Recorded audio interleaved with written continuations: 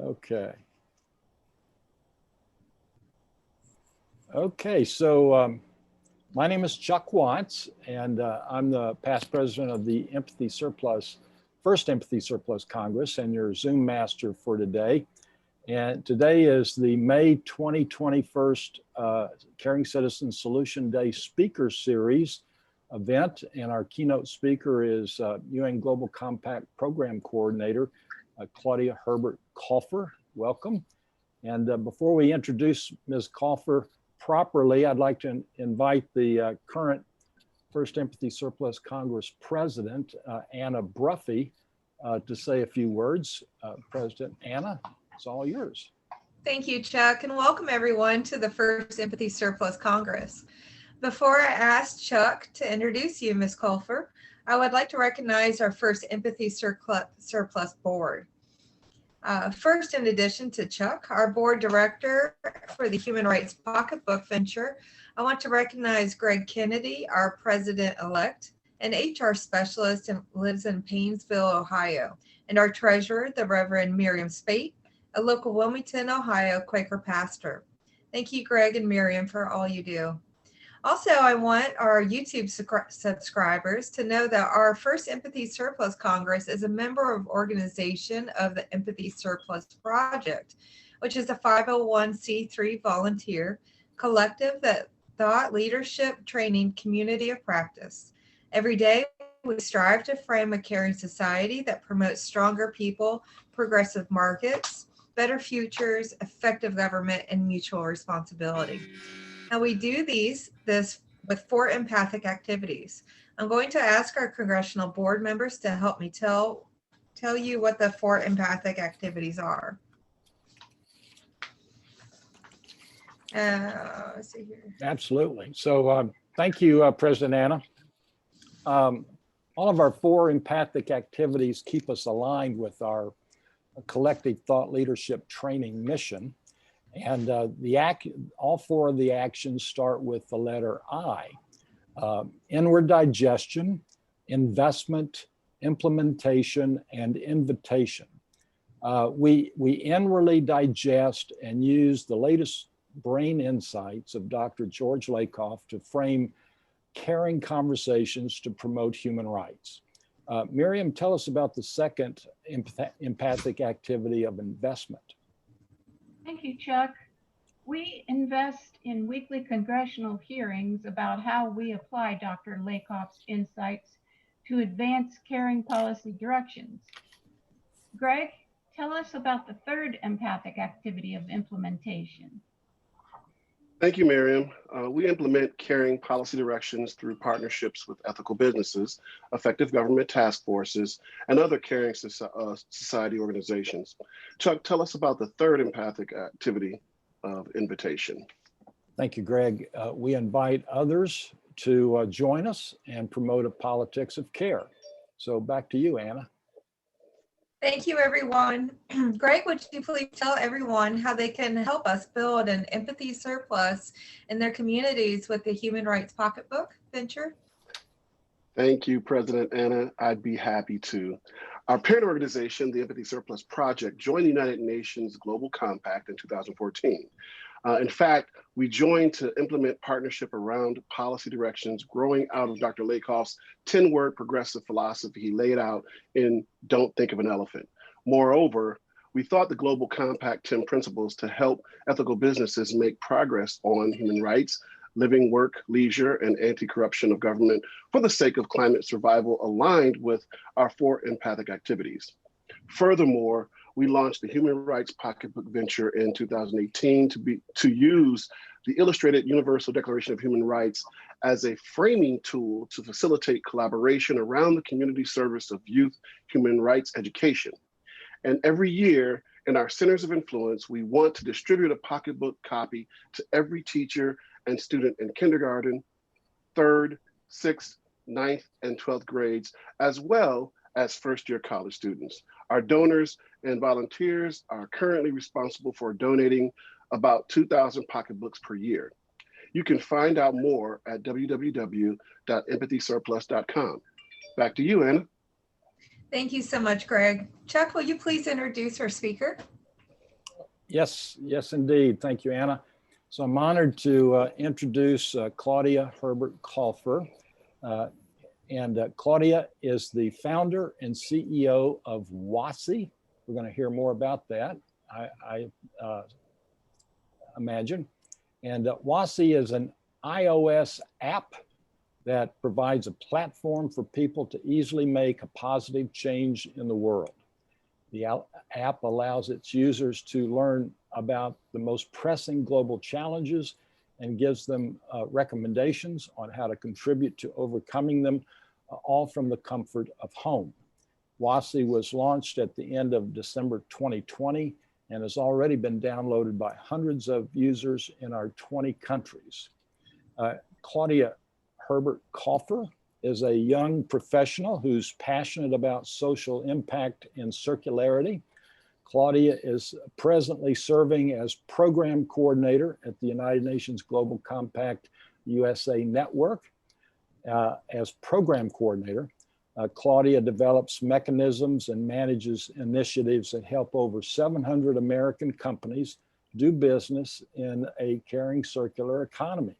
She also helps engage the American private sector with the work of the United Nations, particularly with Agenda 2030. The UN Economic and Social Council started reframing conversations in 2020 to reframe the sustainable economy to the caring circular economy, as well as sustainable development goals to circular development goals. And I'm going to put a link on that on a 2-page concept paper from that organization on our YouTube video, so you can check it out there.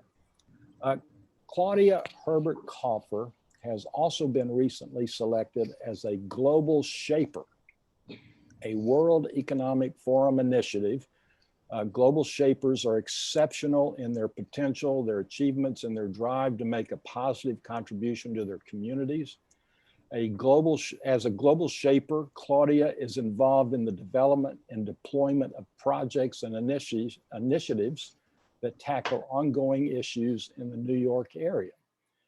In the past, Claudia Herbert Colfer has worked at Bain & Company, the International Chamber of Commerce, ICC, and the United States Council for International Business. Claudia holds a Bachelor of Science in Political and International Relations from the University of Bath and a Master of Arts in Global Governance and International Diplomacy from Columbia University. So please put yourself on mute and help me welcome Claudia Herbert Colfer. So Hi, glad everyone. You're here. Yeah. So happy to be here. Thank you for the invite, Chuck. And I don't know, I think you have to give me permission to share my screen. Yes. Let me do that real quick. Hang on a second. Whoops. Hit the wrong button there. I'll get you on there. How's that? Perfect. Thank you. That's great. I'm so thrilled you're here, Claudia. You're our first UN Global Compact USA Network speaker. I'm so happy to be here. Thank you again for the warm welcome. It's honestly a pleasure to be with you here today and to meet everyone. So yeah, as Chuck mentioned, I will be talking today about WASI, my mobile application that I created to help people make a positive change in the world from the comfort of their homes. But before I start talking about WASI and how the application came about, I would love to have a conversation with you. I have prepared a few questions and I would like to go over them and just learn a little bit more about you. So my first question is, how familiar are you with the UN Sustainable Development Goals? I know Chuck briefly mentioned them just now, and I know that as was mentioned, Empathy Surplus is a participant of the UN Global Compact. So you're probably very familiar with the SDGs, but I'd love to hear how you first learned about them. And if you think, for example, about your friends and family, how familiar do you think they are with the SDGs? So who wants to start?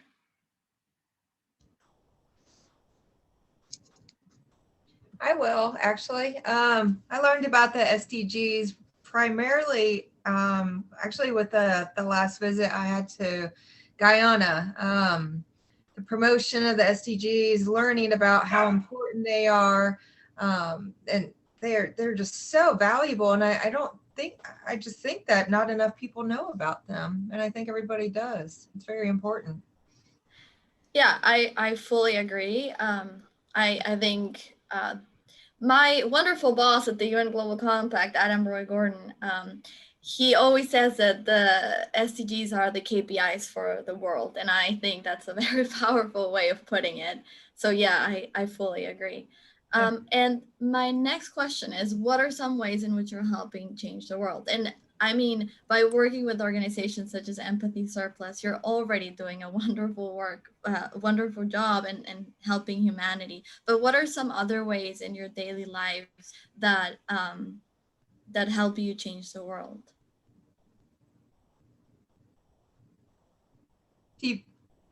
You're on mute, Anita.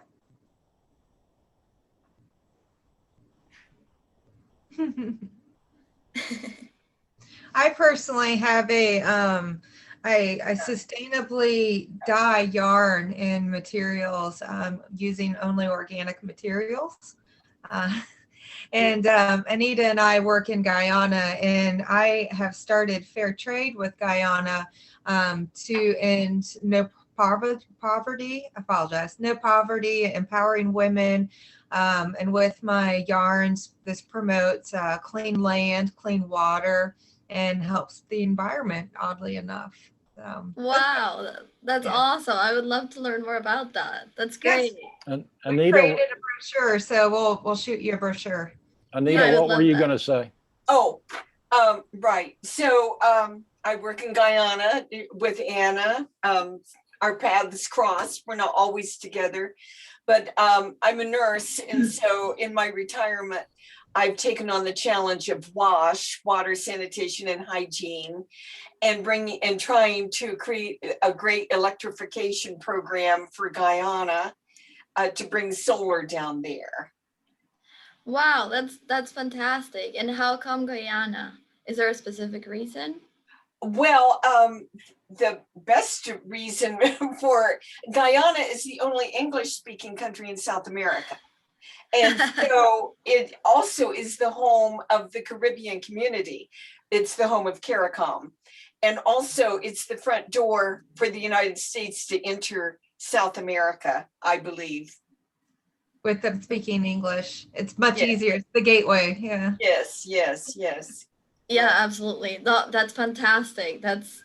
Wow, that's amazing, all the work you're doing. And Gregory said in the chat, I talked to leaders within my organization about empathy and how using empathy instills trust and leads to democratic process. And I think that's also very, very valuable and amazing. And because you're helping the world and because you're contributing to creating a better world for future generations, I assume that you've had to face some barriers when trying to help. And I would like to know what are some of the biggest challenges you have had to face when trying to create change? Well, one of the challenges that we face just distributing the UN Illustrated Universal Declarations of Human Rights is that locally, is that people don't think in terms of human rights locally. When they think human rights, their mind goes to overseas, somewhere else. And so a big challenge is why do we even need this? Mm-hmm. Yeah. Anita, what were you going to say? I'm sorry, I can't remember. No, that's okay. No, that's a very important challenge that you mentioned, Chuck. Yes. I could say yes. The big important challenge to work where you need to work, where the work is needed most, is the fact that there's no money available for it. And so far, Anna and I have paid everything out of our own pockets. And so it's just, as we make these connections, though, and we see opportunities opening up for us, hopefully, eventually, we will be able to get some grant money perhaps. But as the global South is developed as it is financially, there just isn't any money allocated, it seems, for what we want to do. Yeah, funding is definitely a challenge, definitely. And I really do hope that you find that funding, because what you're doing is really important. Greg Kennedy had a comment. Greg, are you still with us? You want to chime in? Sure, I'm still with you. I just like to preserve bandwidth because, you know, we're doing a lot at my house. Everybody's working from home. But anyway, to answer your question, what are some of the biggest challenges you face when trying to change the world? And for me, it's just being, you know, a Black man in an environment where I'm the only one. So a lot of times it's difficult for me to gain the trust of leaders just based on that alone. So. No, I'm really sorry about that. Yeah, I mean there's so many different challenges, and it's a complicated thing to do, to try to implement positive change. And these are all questions that I asked myself at the start of the pandemic in 2020. And just a little bit more about me so that you understand the context and why I decided to create WASI. Chuck mentioned it briefly, but I've had the privilege to work with the United Nations for several years now, and I've become familiar with ongoing global issues such as poverty, lack of quality education, gender inequality, social justice, climate change, etc. And I've also become very familiar with the United Nations Sustainable Development Goals that aim to overcome these challenges. And working in the UN system has also taught me that in order to achieve the SDGs by 2030 and to create a better world for future generations, we need every single stakeholder in the international community to be involved in creating positive change. It is not enough for governments to be doing the work. We also need the private sector to be involved. We need civil society to be involved. But we as individuals also need to contribute to creating a more sustainable planet. But however, as you probably all know, not everyone is as familiar with the SDGs as we discussed just now, and not everyone is contributing to creating a better planet. And so at the start of the pandemic last year, I wanted to understand why that was. Why was it not everyone around me was as motivated or as involved in creating a better world? And I wanted to help change that. So to understand what the biggest barriers were that prevented people from helping change the world, I conducted a study in which I interviewed over 100 people in over 10 countries. And I found out a few things. I found out that the vast majority of people that I interviewed wanted to create positive change. They wanted to help others, but they could not do so due to lack of knowledge, time, and or monetary resources. I found that most people had almost no knowledge about the SDGs and about social issues in general. For example, my interviewees knew what poverty was, but they didn't know that in some parts of the world, poverty was a really critical issue that needed to be tackled. The interviewees knew that gender inequality existed, but they didn't know that it would take us approximately 250 years at the current pace to overcome gender inequality. And they were also not aware that in low-income countries, the children's school completion rate is only 34%. And the people I interviewed also said that they wanted to help, but they didn't have time because they led very busy lives and had very demanding jobs. And most of them made a direct correlation between volunteering, charities, and money. So they thought that in order to help others, they needed to donate money, and that was the only way. And they didn't realize that that was not the only option to help create positive change.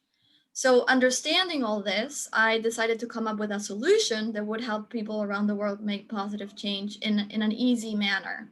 And my solution would allow people to learn more about key global problems and to help others and let others help the world despite having busy schedules or lack of financial resources. And that's how Wazi was born.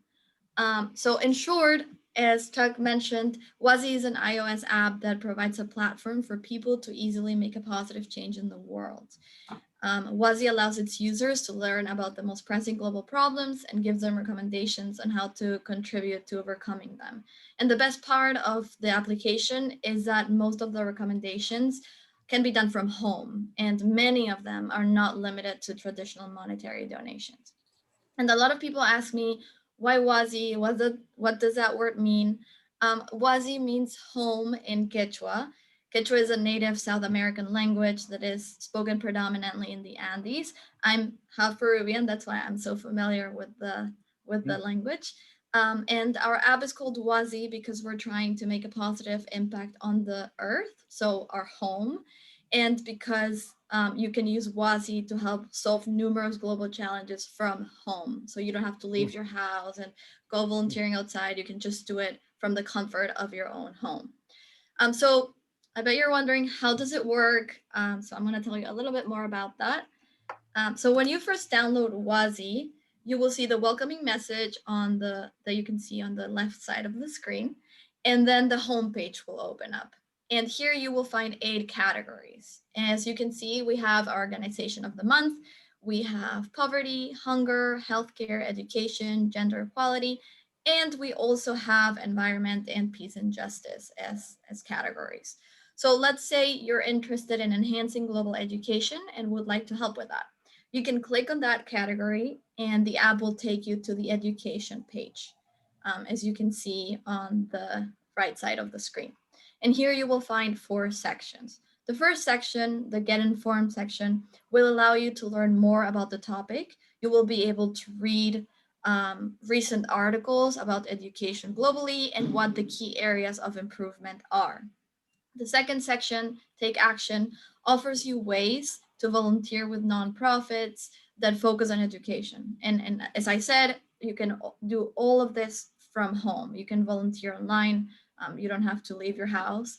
And then the third section, Donate, gives you examples of organizations that work on enhancing education and that are accepting donations. So if you recently got paid and would like to donate to one of these organizations, you can do that way. And then the last section, Other Ways to Help from Home, offers alternative, less common ways to contribute to enhancing education. So let's say that you've read all the articles about lack of quality education globally on the Get Informed section, and you've realized that it's a very important topic to you and you would like to help with it, help enhance education. You would look through the options and realize that, okay, I still haven't gotten paid, so I can't donate, but I would like to volunteer from home. So you would look at the organizations in the Take Action section, and after reading about them, for example, let's say that you read about the organizations and you realize that you like the mission and vision of the organization called Paper Airplanes. So you would click on the organization and then you will see basic information. So what they do, how many employees they have, where they're based, current remote volunteer opportunities. You can also learn about the SDGs, so what SDGs are and how by contributing to the work of that specific organization, you're helping the SDGs and what specific SDGs you're contributing to. So if you decide that that's what you want to do, you click on the Take Action Now button and Wazi will take you to the organization's website where you will be able to sign up for volunteering opportunities at Paper Airplanes. So that's a little bit how the app works. It's a process designed to be simple and straightforward to show that everyone can contribute to the creation of a better world and that helping change the status quo is not as challenging as it may initially seem.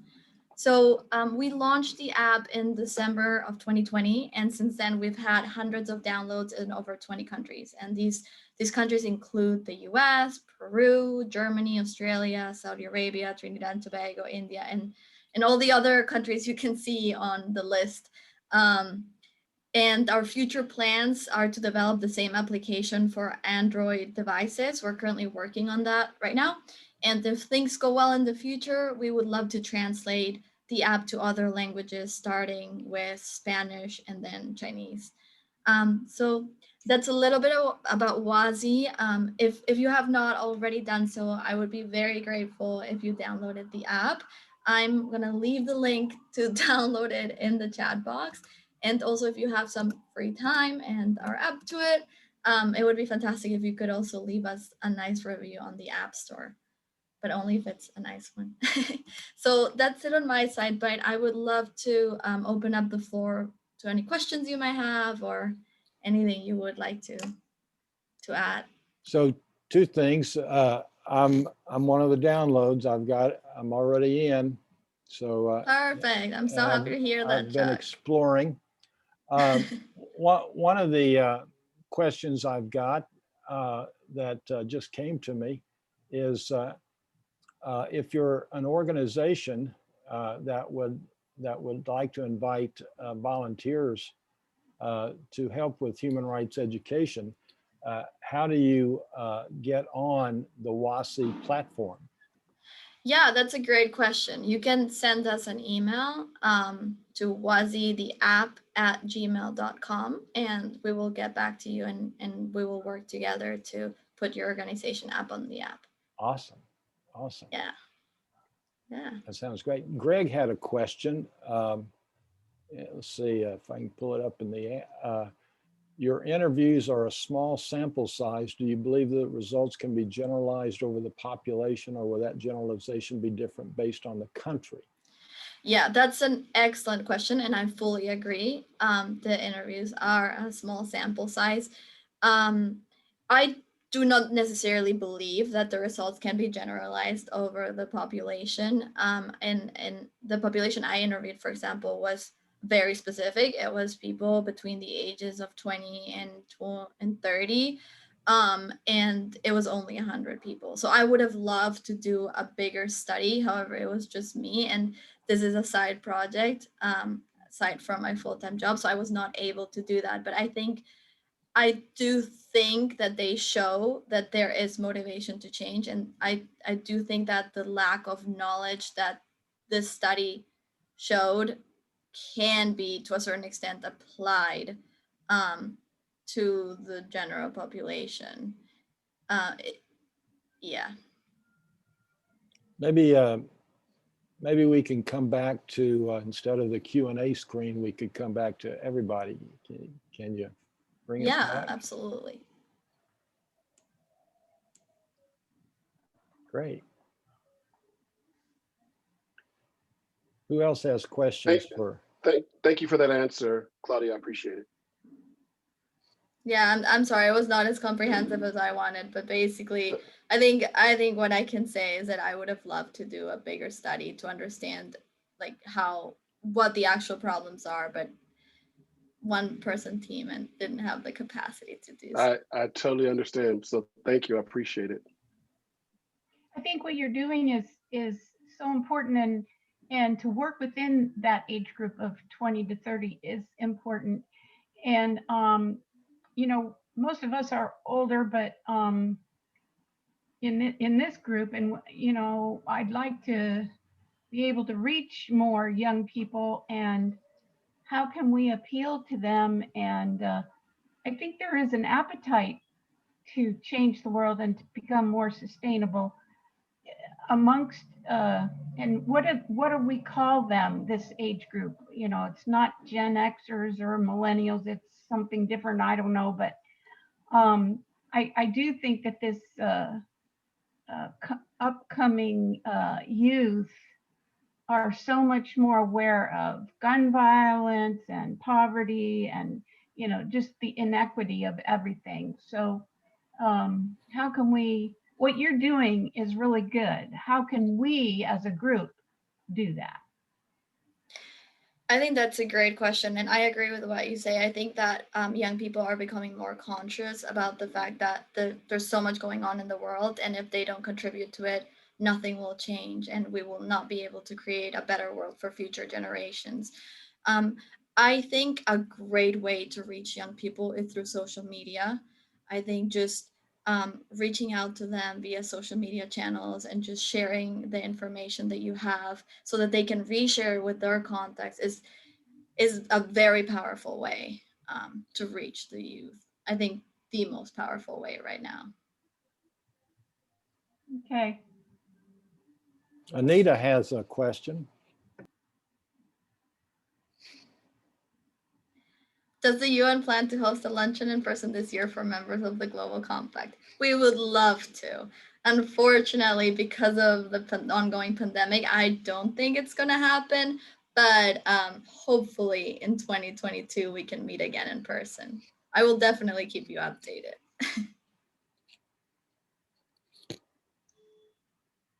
Okay, Rodrigo has a question, maybe.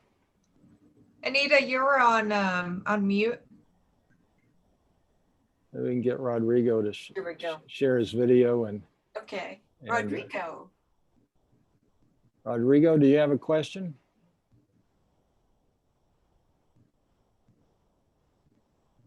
His question in the chat. Oh, just simply congratulations, Claudia. Very nice initiative. Thanks, Rodrigo. So, anybody else have questions for Claudia? So I've got a question. Concerning the UN Economic and Social Council, they're opening the conversations about reframing sustainability to circularity. How is that reframing conversation making its way to the UN Global Compact, USA Network? Yeah, no, thank you for bringing that up, Chuck. I don't think we've started talking about it at the Compact yet. Maybe it's a conversation we'll have later on, but for now, we're keeping the sustainable development goals as they are. Yeah, the term caring economy and circularity has seemed to have made its way into the lexicon of our new president. So I was just wondering if that, if that was on the agenda for the Global Compact USA. I'm not aware that it is as of now, but maybe it will change in the future. Sure. You will definitely hear about it if it does. Tell us a little more about the role of the program coordinator. Sure, yeah. So as program coordinator, I manage all the UN Global Compact, Network USA, Global Impact Initiative. So we have several of them. We have the Young SDG Innovators Program, which focuses on getting young people from companies acquainted with the SDGs and teaches them how to implement the SDGs in their company's operations. And then we have SDG Ambition that teaches companies, higher level people within participating companies of the UN Global Compact about the United Nations Sustainable Development Goals and how they can increase their ambition when it comes to the SDGs, how they can embed their SDGs in their company's operations and create the most impact. And then we recently launched a new Global Impact Initiative called Target Gender Equality, and it will help companies create more ambitious gender equality objectives and goals. So those are a few of the programs I manage, and then I also am in charge of the events that we organize. We actually just had one on supply chain resilience through sustainability. It ended at 2, which is why I was a little bit late. And yeah, I'm happy to share with you all the events we have upcoming if that's of interest. So a question that Greg Kennedy and I have discussed it from time to time is, and maybe you've got some insights, how do we get corporations who are part of the UN Global Compact to connect their different departments, like, for example, the DEI department, diversity, equity, and inclusion department, or the environmental department that you're engaging through all these initiatives. How do we get those corporations to then link them to the government relations department? I think it really depends on the company, but I think that companies are starting to link their departments and they're communicating very well within the company, within the different departments within a company. For example, if I think about the SDG Ambition Global Impact Initiative that we have 2 representatives per company, and those 2 representatives are from different departments. So we can see that the different departments are communicating and working together to be able to be more sustainable. Anybody else have some questions? I Anna. do. Yeah. So as having my own independent small business, woman's business, how would I be able to be more involved with the UN Global Compact and try to get assistance with the international aspect of it? Because besides the funding, we would like to have more assistance down in Guyana as well. I'm collaborating with 2 gentlemen. We've formed a business together, and we're trying to, the goal is to build micro business incubators so we can give the locals a chance to start their dreams and allow them to have a space to grow their business, either a restaurant or, hair salon, anything that'll help them get up and, off of poverty level. Is there another way that we would be able to get support or assistance from a larger organization such as the UN? That is a great question. Is your organization part of the UN Global Compact already, or is it something that you're looking into? It's a brand new business. My business independently is not, because I'm a small fry in a giant pond. Okay, I think one of the biggest opportunities that being part of the UN Global Compact offers companies is the chance to network with other organizations, and maybe partnering with other organizations would be beneficial to reach the goals that you're outlining. So yeah, but in terms of how the UN could help, that's a great question, and I think I would have to think about it and get back to you. Right, because we have formed a sustainable development enterprises in Guyana, and we are part of the goal for 2030. No, that's really interesting to hear. I'm trying to think whether there is a Global Compact office in Guyana. I don't think there is. No, not yet. We're trying. I think there are Guyana participants, but I'm not sure there is a Guyana organization like the USA network. Yeah, but maybe they participate through another local network in the area. Do you have information on that? For Anita, was something with Simpson or Fitz? I don't think that there is. I don't know of any. I have Googled, I've researched all of the businesses that are members of the Global Compact a couple years ago. And so then I was reaching out to them, like for sea containers, shipping, whatever. And I don't think that there was any establishment in Guyana. So maybe Anna, you could be the Global Compact representative for Guyana. Yeah.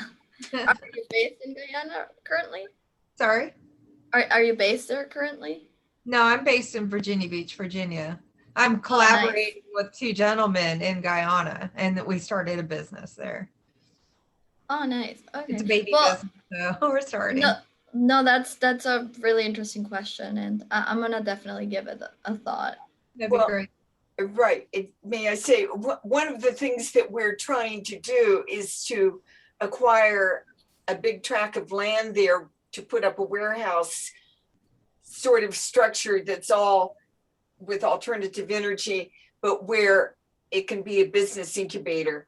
And we were hoping to be able to invite the from the United Nations, the people that submitted the innovative ideas they have for small businesses. I forget exactly what that was called, but if they made the first cut for the United Nations, we were hoping to be able to invite them down to Guyana to be a part of this business incubator, because many of them are about healthcare and Internet of Things and applications for online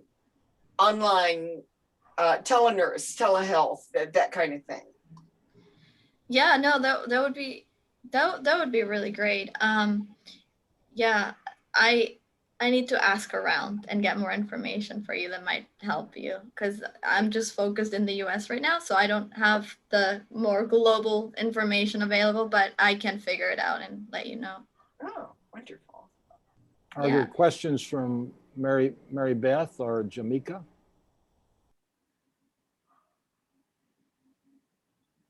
I don't have any questions right now. I am wassing through my WASI. I'm loving this thing. It's very simple, well put together. I mean, it's just the ease of use. Really?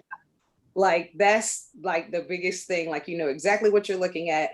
I think this is amazing. I would like to, as far as what part that I can contribute, what small part that I can contribute in this now is definitely get more people knowing about, you know, your app, because I think that's in what I do. That's what we do. We try to help people to understand that you don't have to be Gandhi or Mother Teresa.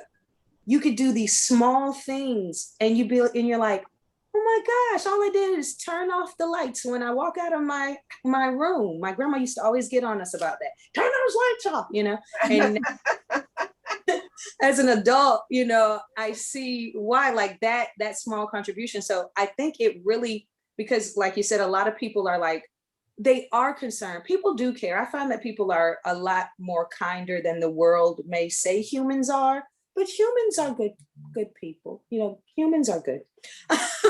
But I just think that this is amazing, and I want as many people as possible. I'm definitely going to take this back to my civic league. I'm going to show them. I'm going to try to get it out to other civic leagues as well, as you know, so that people can see that it's not as intimidating. So I guess I didn't have a question, more so than just that. Sounds No, like you're a big fan. I really appreciate the positive feedback. That means a lot to me. And if you can spread the word, that's super, super helpful. Thank you so much. Yeah, we can possibly do an interview with you like we did with Anna on EnviroPerks.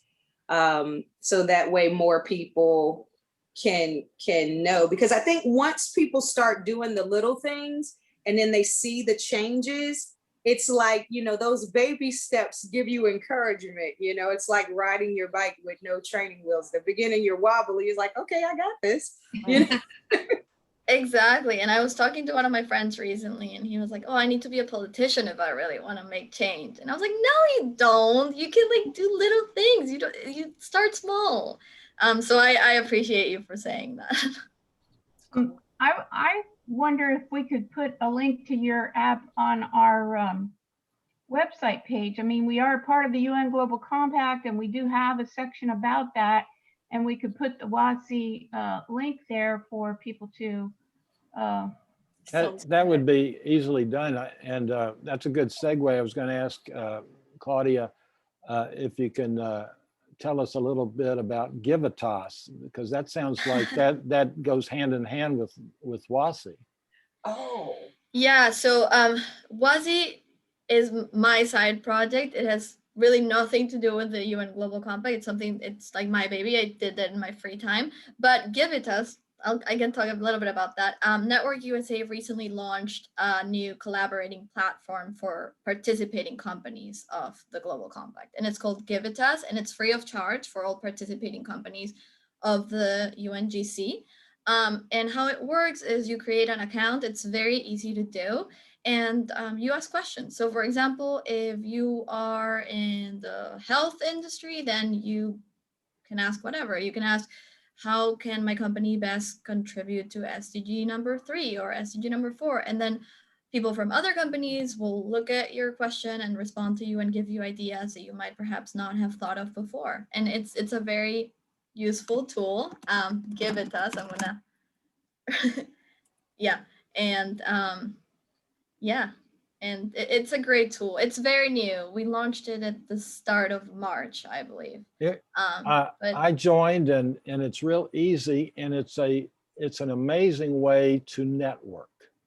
yeah, It's a lot like LinkedIn or Facebook or that kind of thing, where I think if you visit it frequently, you can probably build a cadre of consultants. It looks like a way to get free consulting. yeah, exactly. In a way, it's I found it intriguing. I go to it probably once or twice a week. I'm glad to hear that, Chuck. That's awesome. Yeah. Yeah, I think what we were trying to do is, because of the pandemic, we haven't had the opportunity to interact in person or network in person. So we tried to find an alternative, and we came up with this platform to allow companies to interact with each other and learn from each other on best practices. I want to invite Mary Beth, if don't want to leave Mary Beth out, if you have a question. So yeah, anybody else? We've got about 10 more minutes. I'd like to, I guess, get, I definitely want to get Claudia's information to interview and, like I said, spread the word. I can do that for you. Okay, cool. Yeah. And Chuck, you guys too, to interview Empathy Surplus and let people know. I love this little book so much. So tell us what you mean by interview. I tell it because we're recording here, and Mm-hmm. people who might be tuning in from YouTube might not know the organization that you represent that's going to interview. Oh, just tell us a little bit about it. Yeah, EnviroPerks. It's the incentivized program that I was telling you guys about. And so, like I was saying, our platform is just actually, like WASI, in that, we're a feel good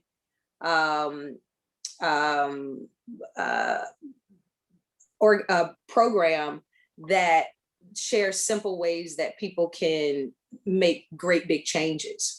And we reward residents when they recycle with their city through their haulers. They get points every time they recycle, and they can use those points to redeem them at local businesses, or even with like for example, Anna, she's one of our partners on there. So when they shop with Anna, who's a local business owner, as she was saying, she's a little guy, right? But all of what she does is sustainable.